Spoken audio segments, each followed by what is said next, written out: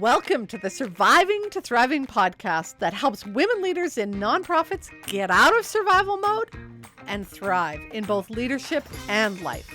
I'm your host, leadership development coach Kathy Archer, and I help women leaders enjoy impactful leadership.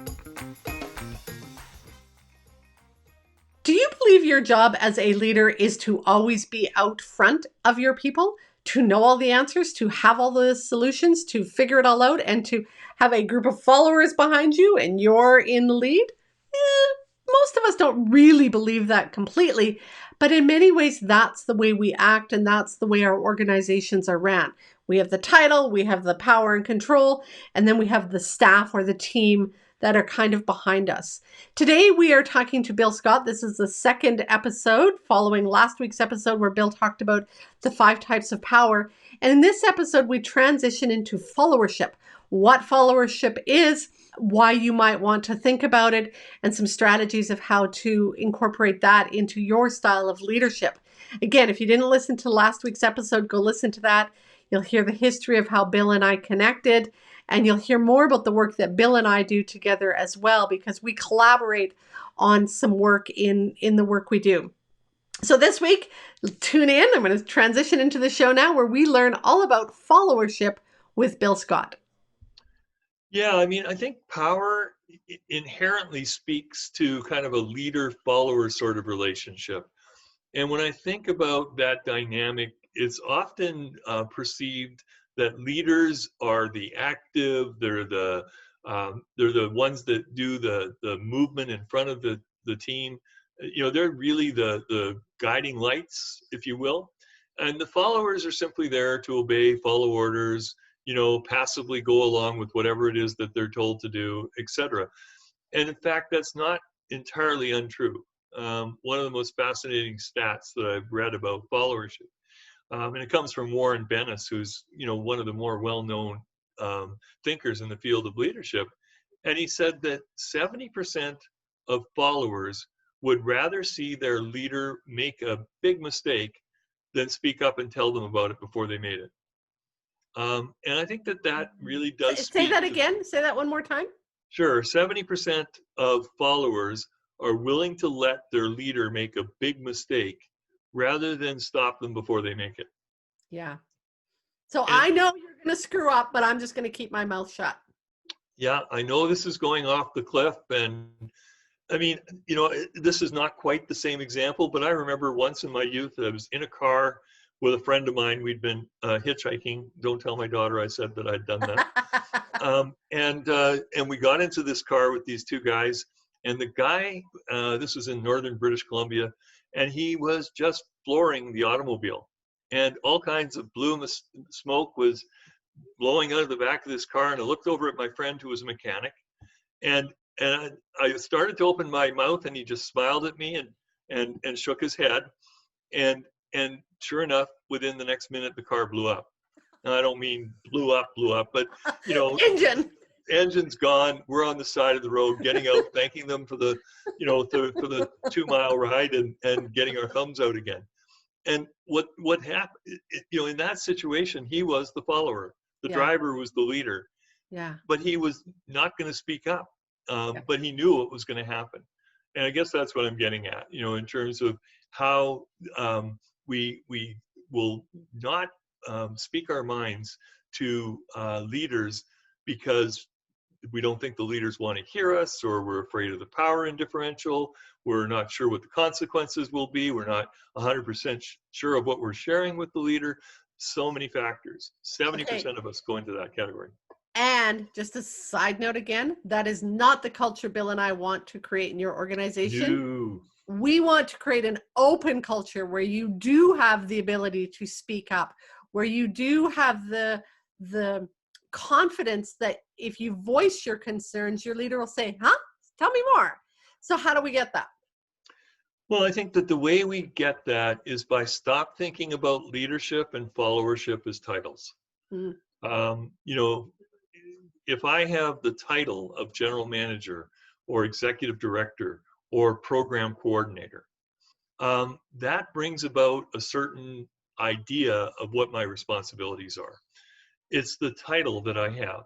But what happens if I happen to have one of those titles and I'm not the smartest person in the room?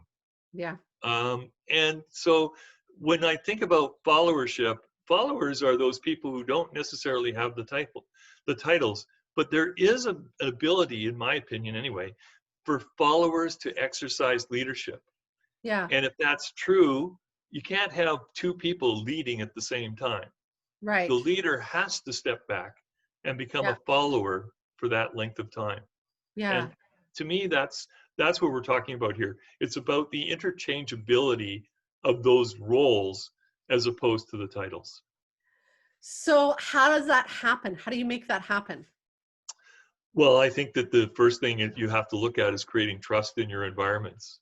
Mm-hmm. One of the most interesting things about onboarding new people that I've read is that before their probationary period is over, they've already made a decision about whether the environment is one they want to be in long term or not.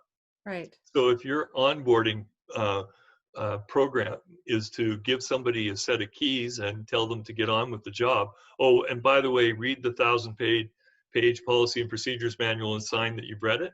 If that's your onboarding process, I can almost guarantee you've got somebody in place who's going to leave soon. Right. Right. Um, and so I think we need to create environments that foster both followers and leaders, and talk about the interchangeability. The reality is that followers can't create those conditions. It has to come from the people with the titles. So if I am a leader and I'm listening to you and I'm saying, okay, this sounds cool. How do I do that? Mhm. What are the steps? Well, I think the first step is to acknowledge where you currently are. And it may be for some people that there hasn't been a lot of room for input, that the conditions don't allow for people to speak their mind. And I think that being transparent about that, and if I can use you as an example, Kathy and team, up until now, I haven't been really open to hearing from people relative to how we should move forward on particular kinds of issues. I want you to know that I'm committing to stopping that practice now and starting a new one, and here's what it is. Oh, and by the way, I know this is going to take time Yeah. because we have to build trust around that in order for you to feel that you can come forward and participate in this kind of environment. One of the other things that I think is really helpful too is, and this comes back to kind of the power stuff as well, is as leaders, we think we have to know all the answers. And we Mm, think that people come to us for the right answer. And so we sort of set ourselves up at times for either failure or looking silly because we don't necessarily know the right answer. And so teaching people to say, I don't know, or let's explore this, or yeah. that curiosity to sort of ask questions about, you were talking earlier about perspectives. What's another way of looking at this? What else haven't we questioned about this? Yeah. I mean, I think that's right. And looking at it through multiple lenses is really critical too, right? And the recognition that when we're looking through somebody else's lens, we're going to have a much narrower focus than when we're looking through our own lens. We may think we understand it. Perhaps we were even in that person's position before we got promoted to the position we're in now. The reality is we don't know it from their perspective, not unless we have conversations with people and really get curious about what it is that they're experiencing. Yeah, And that may very well be different from what we've experienced in a similar yeah, situation. yeah. The other thing too is we often answer the question first, or I've heard leaders go into a meeting and say, this is what I think. What do you think? And so they've offered the answer, the solution, the way to do it. And then they're trying to get feedback from their people. Doesn't work so well. No, and in fact, what they're asking for is affirmation, not feedback. Yeah.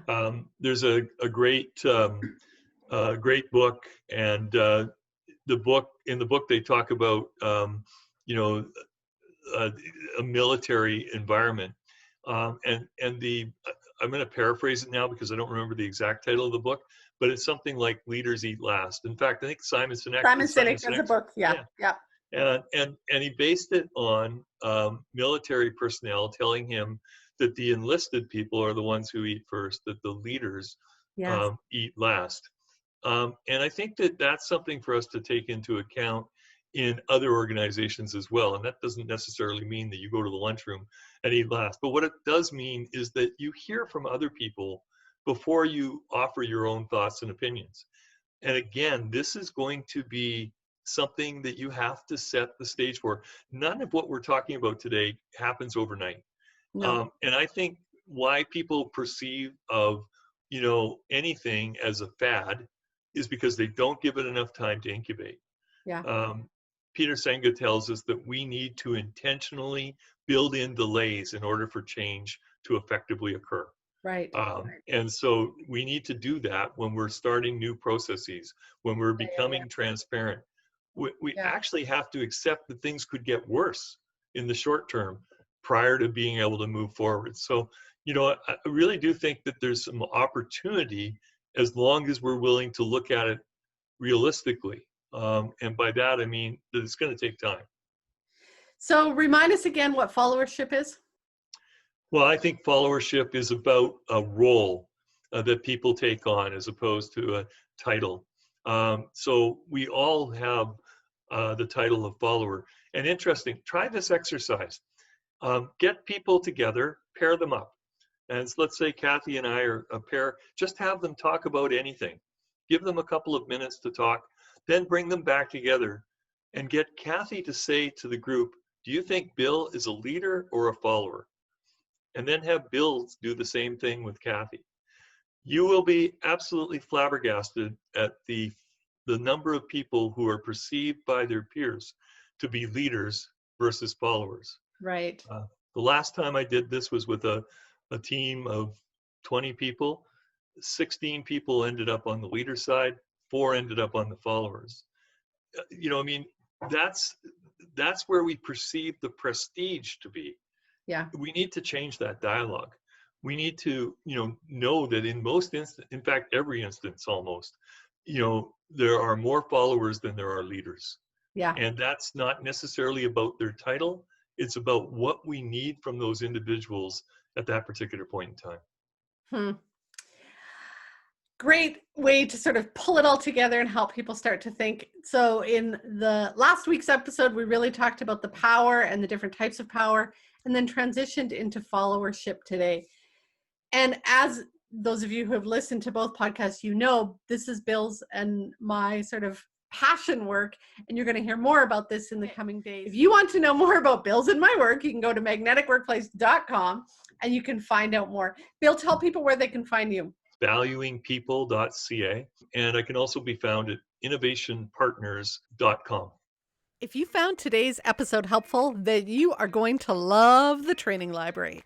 Many women leaders in nonprofits wish that they had a coach or a mentor to help them, but they don't believe that they or their organization can afford it. Oh, but you can. Inside of the Training Library membership site, you will not only get access to affordable and easily accessible ongoing personal and professional development training, you will also have access to a leadership coach at your fingertips. That way, when you hit those inevitable challenges that leadership will bring your way, you'll have both the resources and the support to navigate your way through them with confidence, composure, and while keeping your integrity intact. To find out more, head to kathyarcher.com/library. If you are enjoying the show, I'd love it if you could leave me a comment or a review on iTunes or wherever you listen to your podcasts. Thanks for listening. Go make the rest of your day awesome.